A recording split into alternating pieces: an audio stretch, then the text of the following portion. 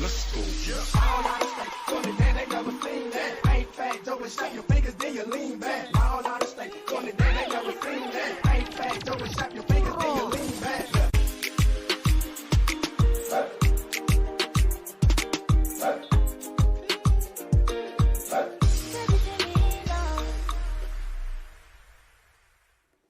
Hello and welcome back to Viti Vibes TV. I'm your host Pranay Sharma. And I'm Rebecca Singh.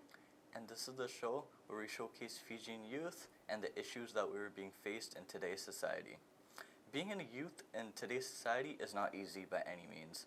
We face challenges and obstacles every single day of our lives, and one of the things that can be a problem is peer pressure from our friends and colleagues.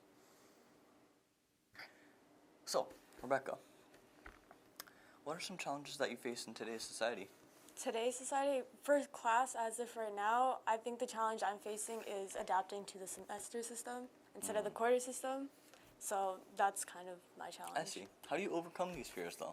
I've been trying to work out my time, find time management, fix it, work around it, and then see how it goes for myself. I see. Makes sense. As of for you, you're in university, so how is it different from grade 12? So the main difference is because I'm in university now. Grade 12, you spend all your days with your friends, whole day from the morning till afternoon. I miss that a lot, and I can't do that anymore because I'm in university, right? We all go to different universities, can't see my friends as much, and that's the main problem I face. Kind of hate it, but that's just how life is. Exactly. Get prepared for it. I am. Well, those are some of our personal experiences and challenges we face as youth, but we know that's only the tip of the iceberg. Let us know your experiences by reaching out and letting us know as well. With that being said, October is finally here and fall is in full swing. Everywhere you look, you see the trees and all the leaves changing color. It's honestly one of the most beautiful times of the year. Indeed. This month is also Fire Prevention Month. The goal of Fire Prevention Month is to raise fire safety and awareness to ensure that community members are safe and secure, and also educated about keeping fires away and starting fires too. One thing that you can do this month to protect your family is to make sure you have your fire alarm set and make sure it works. Change the batteries if you have to, if you haven't done it in a while, and that's super important. Up next, we now have our director Shannon, who is going to be speaking with Colette Jund, who's also known as DJ Coco Fresh. She will be speaking about her experiences as a female in the industry and how she has overcome her problems and her upcoming projects and things like that. So please have a look. Hello, and welcome back to Viti Vibes TV, the show where inspired youth inspire youth. I'm your director and host, Shannon Primal, and it's my pleasure to be back with you here today. In our studio, we have a special guest, and her name is DJ Coco Fresh. So hello, Coco. Hi. How are you doing? I'm good, thanks. How are you? I'm doing great. I'm very excited to have you here today. We got to talk off the record already, but I'm super excited for the viewers to get to know a little bit more about you and what you're doing, especially as a woman in entertainment and being a Fijian woman in entertainment. I think that's so cool. So first, I'll let you have the floor. Tell the viewers a little bit more about yourself. Okay. Hi, I'm Coco. I am the owner of 10th Floor. I'm a DJ and artist manager, artist consultant, grant writer. I'm going to say a jack of all trades. That sums me up. That's awesome. So you are a woman in entertainment DJ. Yes. So I'm super excited. I don't get to hear very many Fijian DJs. I actually had one on a previous episode. Ray. Yeah. So you do know her. Yes. So it's all the Fijian people, they just know each other, right? Because it's such a small, there's only so many of us, right? I didn't know she was a DJ for a long time until, one day her sister's like, my sister's a DJ. And I was like, no. Oh, my goodness. Who is she? That's so cool. So you're actually from East Van. Yes. And so you came actually from Toronto to join us here today. So you actually moved there. So tell us a little bit more about, your DJing thing. How long have you been in the entertainment industry for? I have been DJing since I was 16, and I've been working with musicians. I want to say full-on managing, because I don't really full-on manage anymore, but I've been managing since about 10 years ago. So I've been doing artist consulting, artist management, branding and marketing, all that good stuff for 10 years, and I've been DJing for 16 years. Mm-hmm. So how long? So at what age did you get started, and like what kind of led you to wanting to be a DJ? I started when I was 16. Actually, no, that's a lie. I started when I was 15. I took it seriously on my 16th birthday. Mm-hmm. I DJed my own Sweet 16. Oh, no way. And my mom's like, do you don't want a big party? It's like, no, I just want a house party and let me DJ. She's like, okay. And then I started off just by listening to Flip Out and J Swing. They had a radio show on CITR called Worldwide Ride, and I would just record them all the time, and then they went to The Beat, which was not called The Beat before, I can't remember what it was called, but I would record all their mix shows and try to copy them. Mm-hmm. And then from there, I somehow managed to get my mom to buy me turntables. My one sister kept buying me records, then I would steal my cousin's records, and then I'd go to my uncle's house and steal his records, and then come home and pretend to act like I knew what I was doing. And then one of my sister's friends was like, okay, we can see you on DJ, let me teach you. And then they kind of took me under their wing and let me open up for them. And then I would like sneak into clubs, do my set, leave, have to be escorted right out, and then come home. And then I was doing that until I was 19, and then I started DJing full-time. I think. Yeah, it was full-time. And then I moved to Miami when I was 23, 24. And I was out there for a good chunk of time, and I was DJing. First, I started off DJing on a... For being so young, like, it's insane. Like, you've accomplished so much. And I want to, like, let the viewers know, because there is a long list of, like, accolades that you have. And I just want people to know this. So you've been in the industry for over 10 years as the first female Fijian DJ. You got nominated for Stylist Female DJ of the Year. You DJ'd, like you said, for the Miami Heat and for crowds over 50,000 people. And you've also managed you've worked and managed alongside Grammy-nominated and Juno Award artists and received over 250,000. Yeah. Yeah, in grants, funding for musicians. Yeah. And worked for so many record labels. Yeah. That's crazy. Like it makes me so proud, because I feel like I'm kind of living vicariously through you, because it's like seeing powerful women, especially Fijian women. We don't get to see that often. Yeah. And you were saying that earlier, like you grew up, you didn't get to see many other like Fijian women doing things, right? When I was growing up, there really wasn't a lot of women DJs. Like Toronto had a good chunk. Which was great for me. Yeah. But like to see somebody that was the same descent of me, there was one other girl who I actually ended up finding out who she was years later when we were all nominated in the same 2 years. Game Girl, who's from Edmonton, and she's Fijian. And like I didn't know for the longest time. I was like, I don't think that she's Fijian. And then one day she's posted something. I'm like, hey, we're 2 and 2. But yeah, like seeing somebody like at a record label that looks like me, you don't see that. Even now, like you don't see. Fijian woman. Like I walk into meetings all the time. People are like, "Oh, you're from Trinidad." I'm like, "No, my parents are from Fiji. I'm Fijian." Yeah. And like I have to consistently correct people. Yeah. And then they're like, "Oh, where's that?" And then you try to explain to them, like, you know, the little island beside Australia. Like here's Australia. Here's us. We're the little guys. Yeah. And they're like, "Oh yeah, the water." I'm like, "Sure."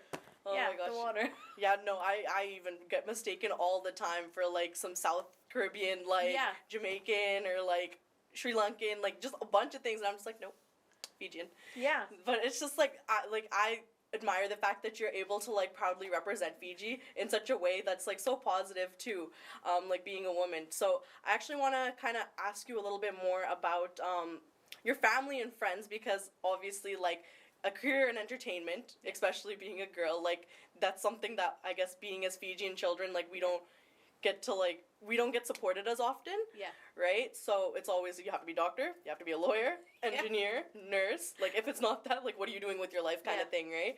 So tell me a little bit more about like your family, like, and your friends. Like, did they support you on this journey, or like did they like tell you like give it up? Like thankfully my parents were super supportive.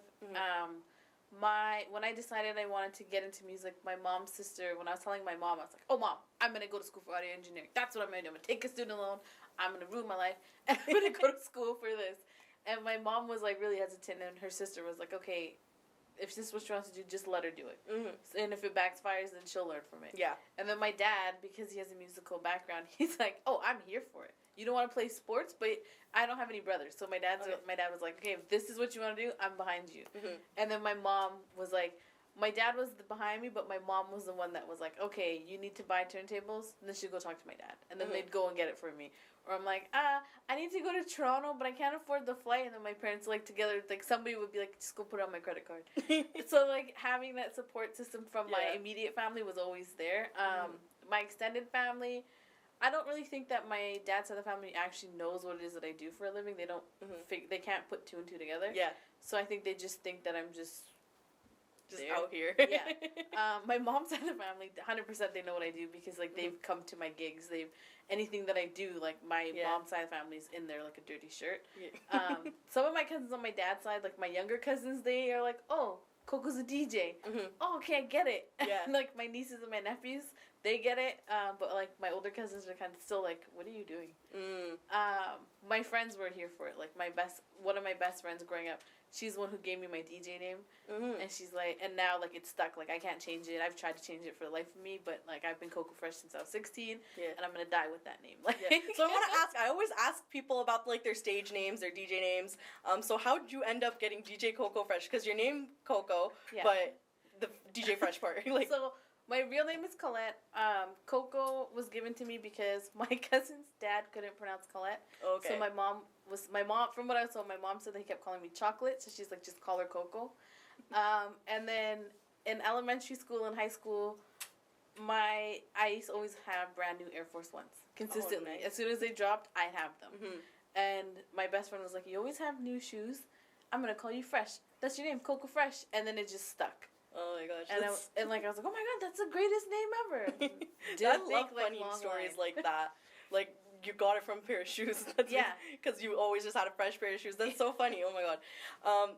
So I love asking about these sort of things. Like, I always appreciate when there's a good story attached to it, you know? Like, some people, they just have random, like, stage names. It's like, where'd you get that from? It's like, well, I was sitting there and I needed to have a name Exactly, for a flyer, right? and it was on a box. I have a friend that's how he got his. Oh my god, just looked at a box and got it. Yeah, he's like, they needed a stage name for him, but he's like, "I don't have one." They're like, "We need to put it on the flyer." Whatever's closest to you. Yeah, Just like, he's like, "I saw it on a box." I'm like, oh my Cool. gosh, that's so funny.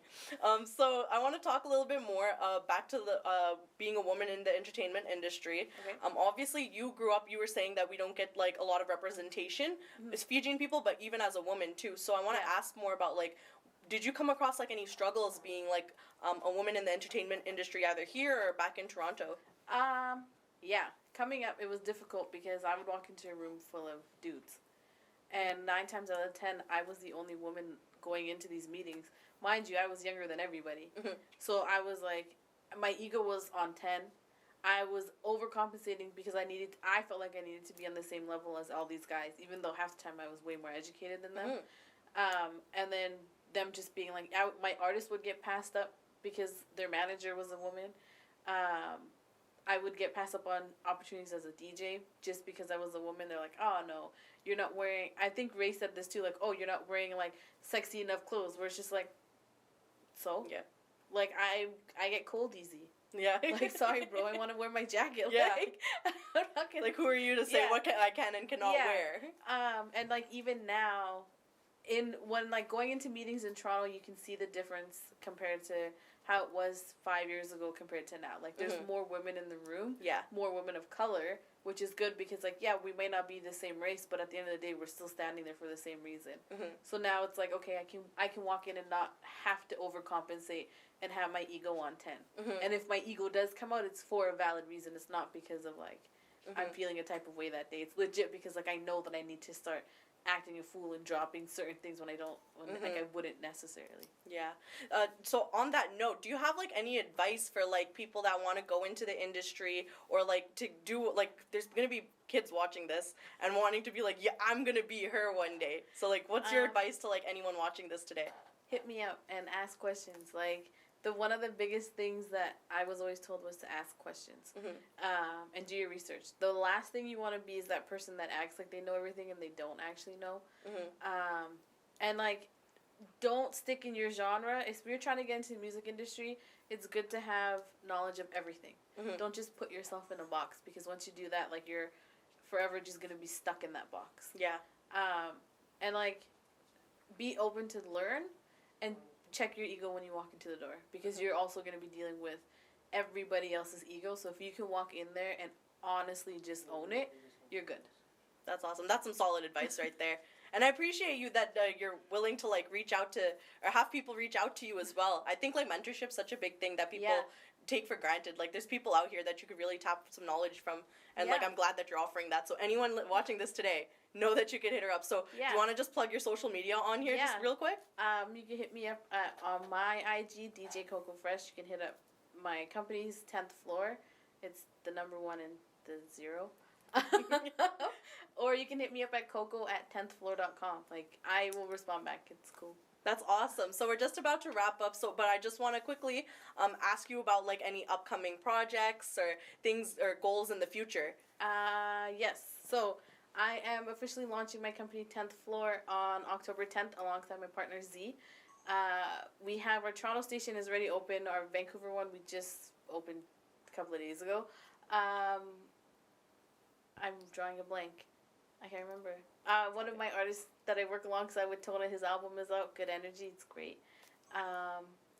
Maybe that's a single. I might be running a blank. Sorry. It's all good. That's it. Follow me on social media. Yeah, that's awesome. Well, thank you so much for being here and sharing all your like knowledge, your story, and like offering to like take anyone's questions if they want to reach out to you. So I really appreciate that. Thanks so thank for you. having me. Of course, yeah. Thanks for being here. So that wraps up our interview with Coco, and we'll be right back after this. Hope you enjoyed that interview with Coco. Now, moving on, we do have important announcements. For the past few weeks, we have been making announcements about Fiji's 51st Independence Day celebration. That was going to be hosted by Fiji Disaster Relief Society. Please note that the celebration has been postponed due to the high number of cases in Metro Vancouver areas. So, if you have purchased a ticket for the event, please reach out to the director who sold you those tickets so they can refund you and you can receive that refund. In other news, the Canadian Fijian Federation of Organizations is hosting their first ever Community Awards Gala on October 24th at the Kunna Banquet Hall in Surrey. Doors open at 12 noon, and for more tickets and more information, please contact Shannon Pramal at 778-709-2853 and Vidya Sharma at 604-941-6427. If you are organizing any events in our community that you want to send us information for to promote on the show, send it at vitivibestv@gmail.com. With that being said, we again have Shannon, and she is joined by a member of the Canadian Federation of Fiji Organizations to talk about the event. Please take a look. Hello, and welcome back to Viti Vibes. I'm your host, Shannon Permal, and today in our studio I'm actually joined by a fellow executive member of the Canadian Federation of Fiji Organizations.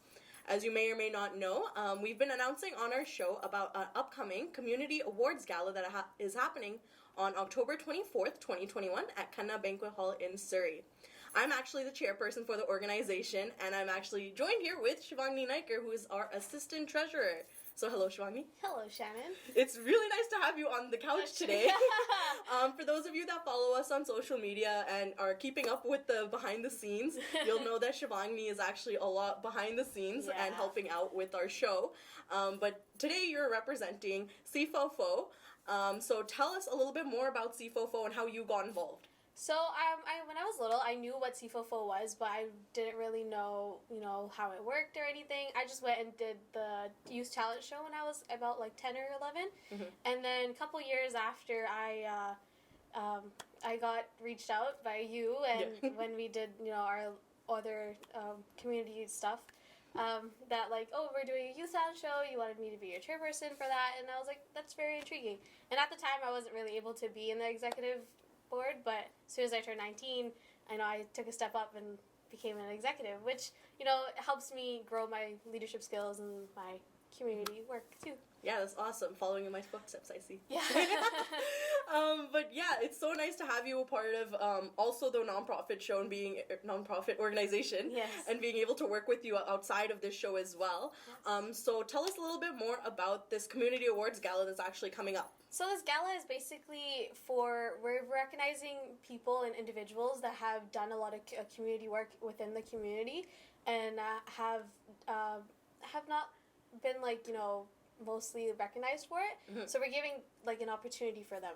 So there's organization leaders, there's community leader, we're doing the youth leader award that we normally do for the youth talent show. Mhm. So we're doing it with this one, and then we're recognizing couples that have gotten 50 years over of their marriage. Mhm. So recognizing for them as well, and then also we normally do our scholarships during the youth talent show, but we're Mhm. recognizing them on this event as well. Yeah, that's a lot of awards Yeah, that we're that's a giving lot of away. awards. Nominations are unfortunately closed Yes. already, so whoever did already nominate someone to be a recipient of an award, thank you.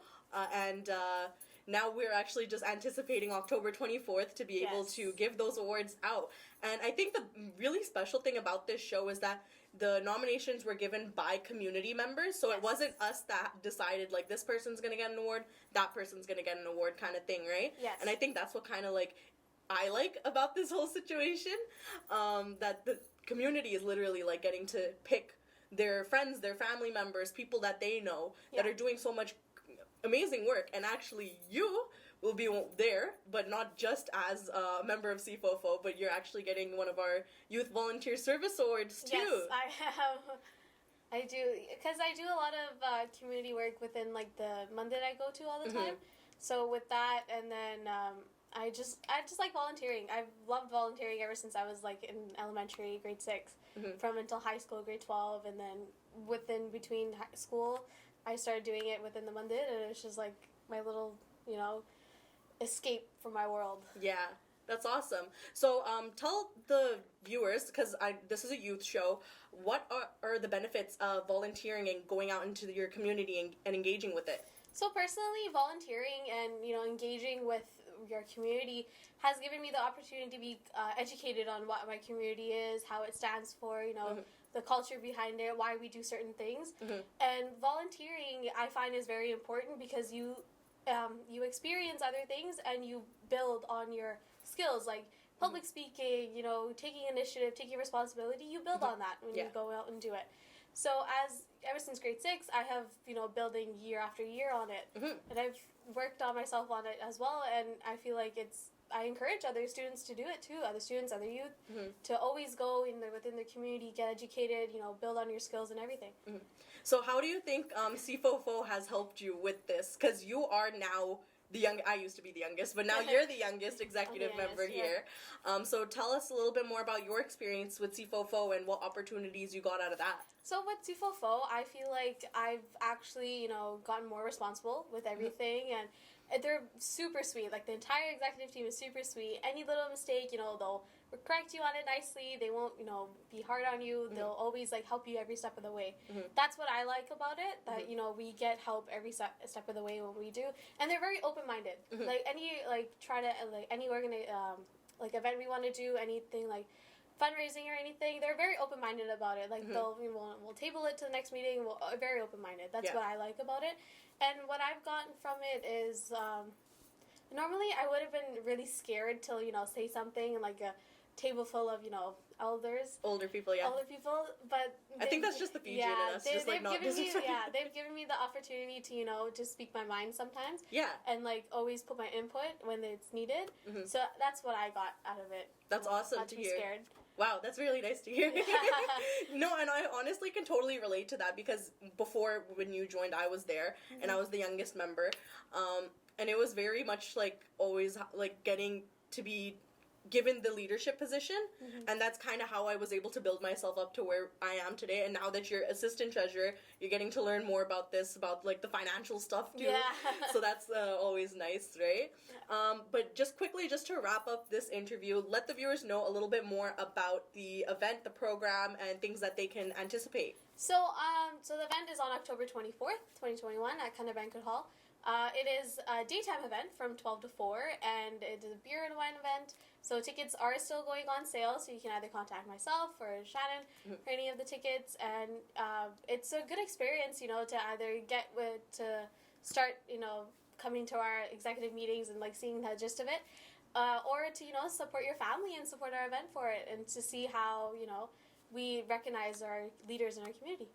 Yeah, usually the funds we raise for a majority of our events end up being used again to either our youth scholarships, youth initiatives, other things that are going to just go back into the community. We never really keep it for ourselves, and that's great. So like Shivani said, you can buy tickets. They're only $30 each. This includes the lunch, appies, and then there's also going to be a cash bar. And all the award recipients, entertainment, and keynote speaker will also be at the event that you can anticipate.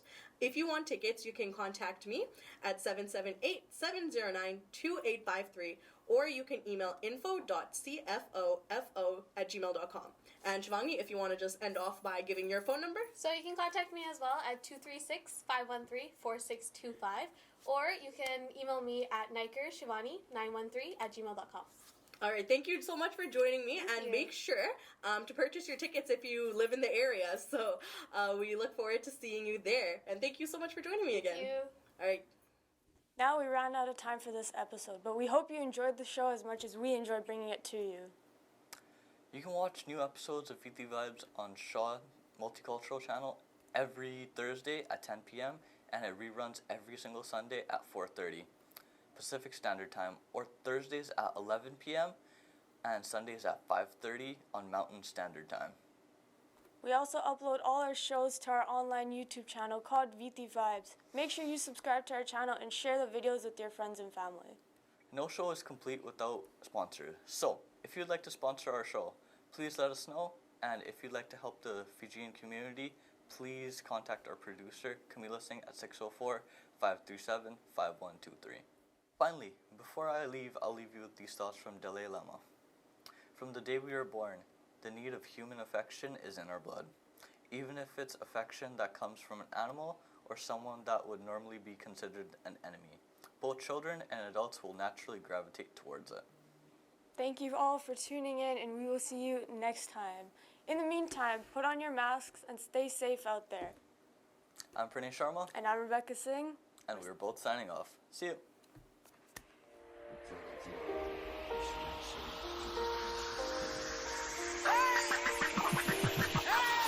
Let's go. All out of state, so they never seen that. Ain't fat, Joe, and shut your fingers, then you lean back. All out